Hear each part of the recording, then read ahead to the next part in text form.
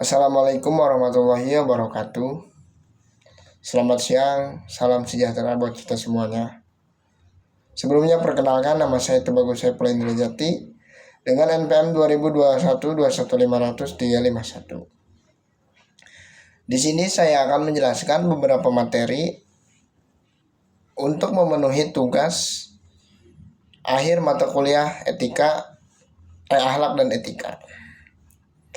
Baik, untuk mengefisiensikan waktu, kita langsung masuk kepada pembahasan yang pertama. Baik, di sini ada etika Islam dalam demokrasi dan penegakan hukum. Nah, yang pertama ada pengertian demokrasi. Demokrasi adalah suatu sistem pemerintahan di mana kekuasaan tertinggi berada di tangan rakyat. Dalam demokrasi, rakyat memiliki hak untuk berpartisipasi dalam proses pengambilan keputusan, baik secara langsung maupun melalui wakil-wakil yang mereka pilih dan mereka tentukan dalam sebuah pemilu. Nah, demokrasi menempati posisi vital karena demokrasi berkaitan dengan pembagian kekuasaan dalam suatu negara, di mana kekuasaan negara yang diperoleh dari rakyat juga harus bertujuan untuk rakyat. Jadi demokrasi ini memilih sebuah pemimpin oleh rakyat dan tentunya harus mengabdi juga kepada rakyat. Namun dalam praktiknya tidak semua negara yang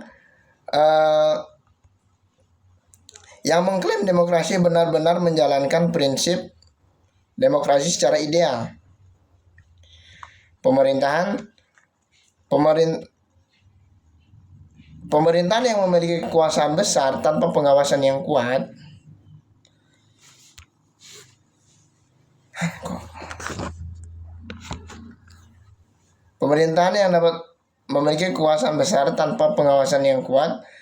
dapat berpotensi menjadi otoriter sehingga justru mengancam hak-hak asasi manusia.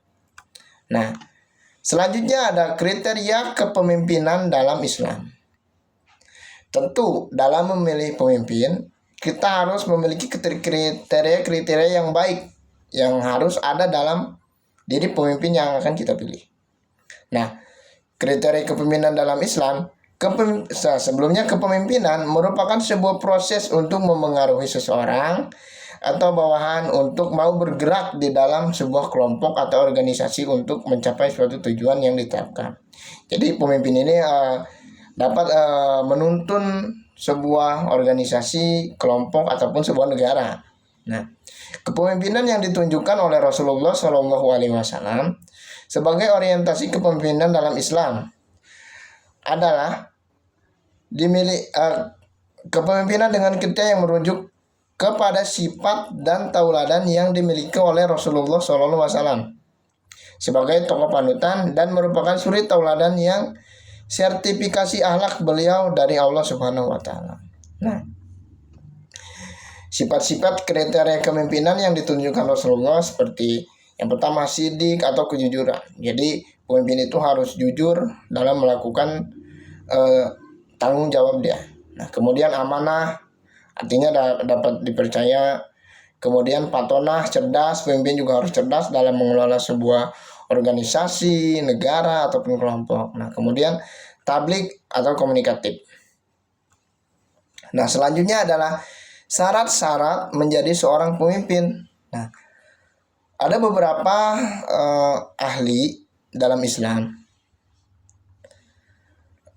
Ahli dalam Islam menjelaskan tentang syarat-syarat menjadi seorang pemimpin ataupun untuk memimpin sebuah negara. Nah, yang pertama itu Ibnu Khaldun.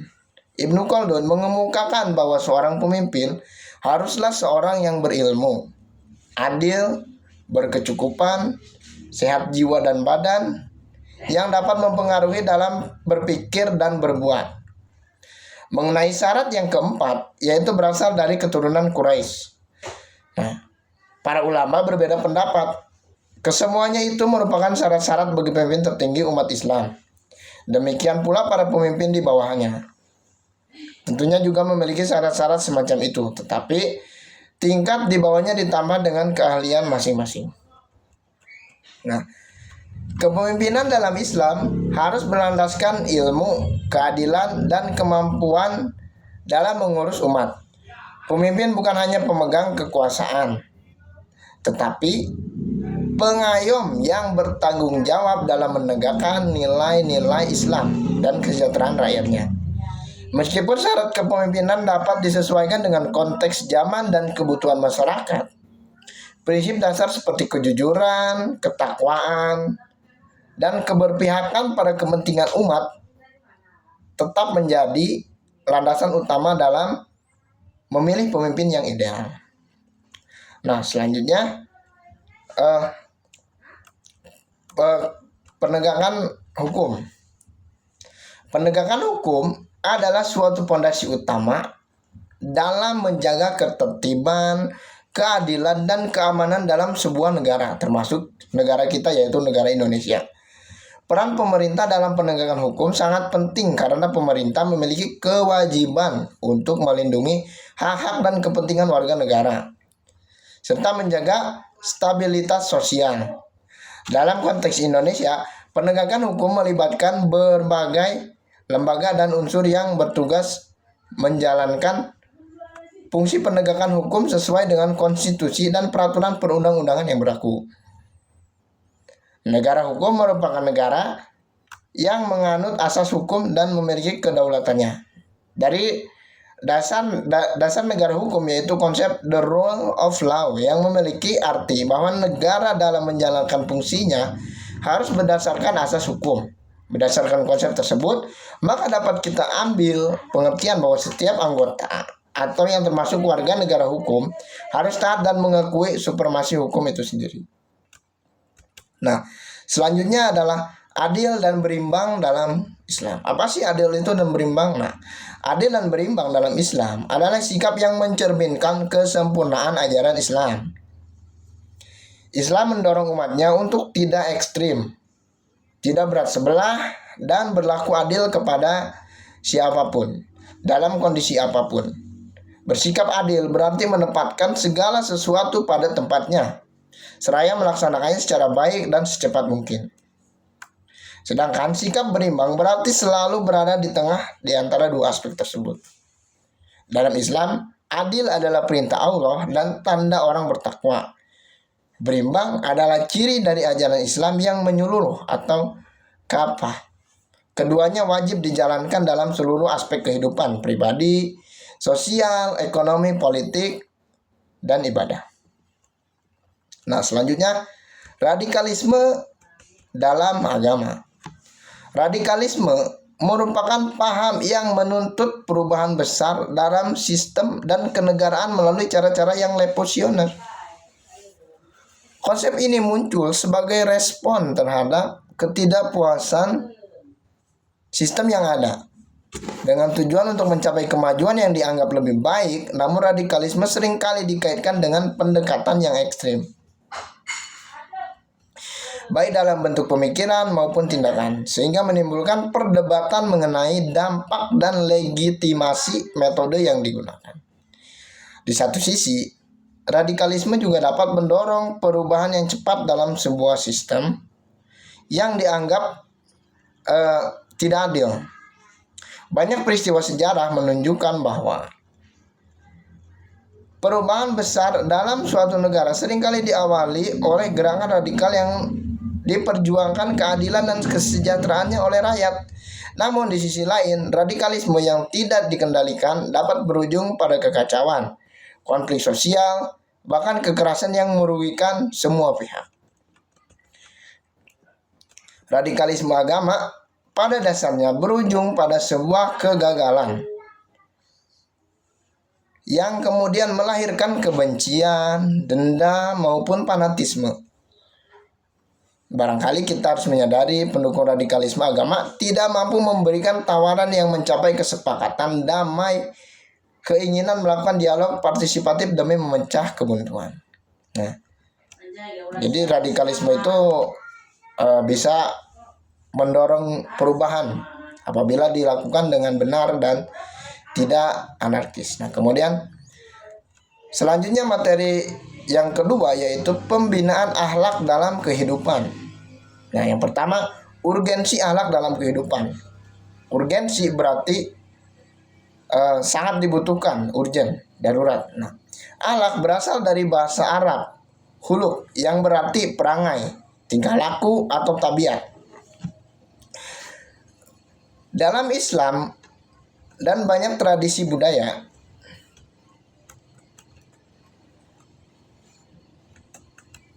akhlak merupakan aspek paling mendasar dalam membentuk karakter manusia.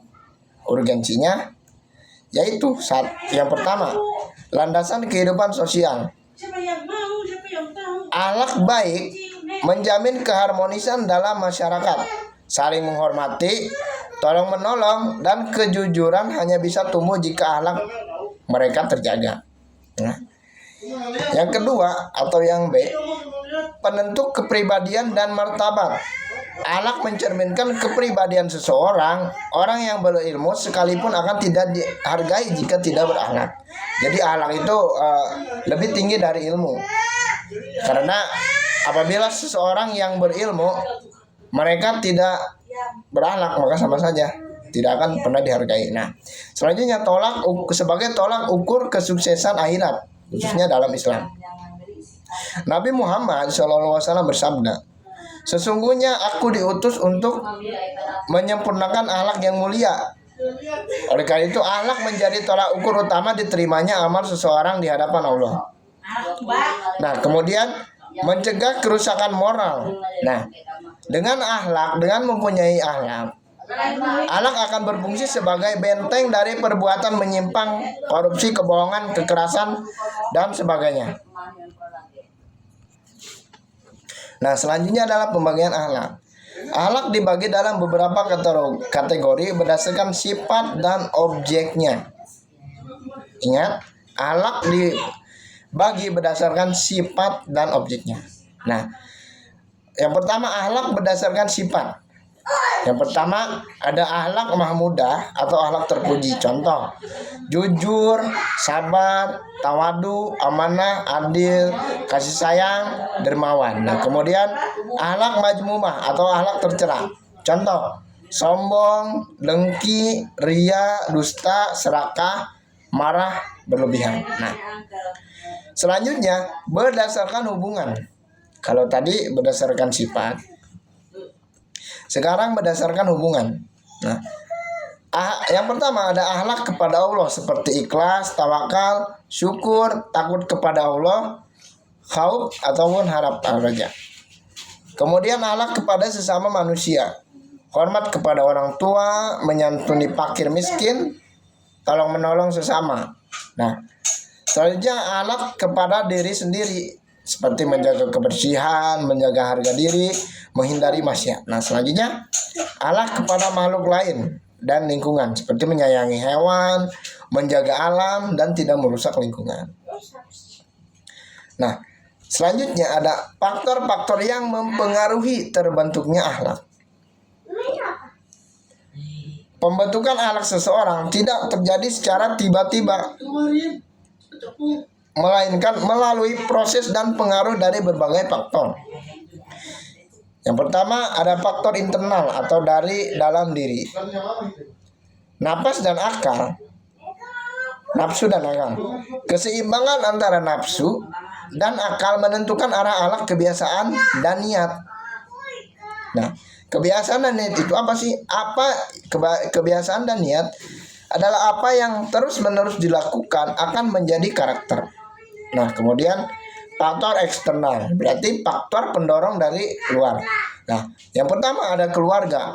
Orang tua adalah guru pertama akhlak. Sikap orang tua sangat membentuk akhlak dari seorang anak. Nah, kemudian lingkungan sosialnya. Lingkungan sosial sangat berpengaruh terhadap pembentukan akhlak. Lingkungan sosial seperti teman, tetangga, dan komunitas tempat tumbuh seorang. Nah, kemudian pendidikan. Sekolah dan guru memberikan nilai teladan moral, media, dan teknologi. Nah, Media dan teknologi itu seperti tayangan, media sosial, internet yang membentuk pola pikir dan sikap. Nah, kemudian tradisi budaya dan agama. Ajaran agama dan norma sosial menjadi fondasi dalam membentuk nilai-nilai moral. Metode pembinaan yang selanjutnya metode pembinaan akhlak. Untuk membina akhlak agar menjadi baik, diperlukan pendekatan yang berkesinambungan atau saling berhubungan. Di antara beberapa metode yang menurut saya efektif, antara lain, 1. Pendidikan sejak dini. Kenapa? Karena pendidikan dapat memupuk nilai moral dan spiritual sejak kecil melalui cerita, teladan, dan pembiasaan. Nah, kemudian teladan ataupun uswah hasanah. Menjadi contoh nyata, anak dan masyarakat akan lebih mudah meniru daripada sekedar mendengarkan teori. Nah, kemudian pembiasaan. Melatih diri untuk bersikap jujur, sabar, dan sopan setiap hari agar menjadi karakter. Kemudian nasihat dan pengarahan. Memberikan pengertian tentang pentingnya akhlak, dampak baik dan buruk dari sikap tertentu. Kemudian lingkungan yang mendukung seperti suasana keluarga, sekolah, masyarakat yang menunjang nilai moral. Kemudian motivasi spiritual. Membina hubungan dengan Tuhan melalui ibadah, sholat, berzikir, dan lain-lain. Karena spiritualitas memperkuat kontrol diri. Nah, selanjutnya pengawasan dan evaluasi. Pengawasan dan evaluasi memberikan teguran seperti bimbingan dan koreksi jika terjadi penyimpangan akhlak. Pada intinya, akhlak adalah inti dari kehidupan manusia. Tanpa akhlak, ilmu dan kekuasaan dapat menjadi bencana. Pembinaan akhlak bukan hanya tanggung jawab keluarga, tapi juga masyarakat, lembaga pendidikan, dan negara. Membangun bangsa yang kuat harus dimulai dari membangun pribadi yang berakhlak mulia. Baik, selanjutnya adalah pencegahan dan penanganan kekerasan seksual dalam Islam.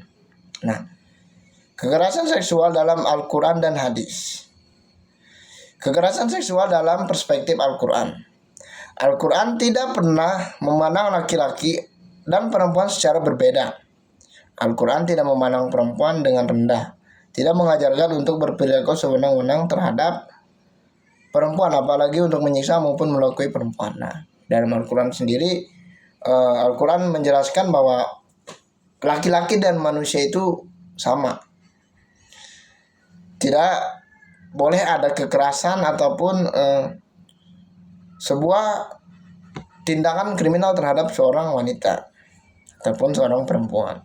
Jadi dalam Al-Quran itu sangat dilarang melakukan kekerasan terhadap perempuan, terutama kekerasan seksual. Nah, kekerasan seksual dalam persepsi hadis.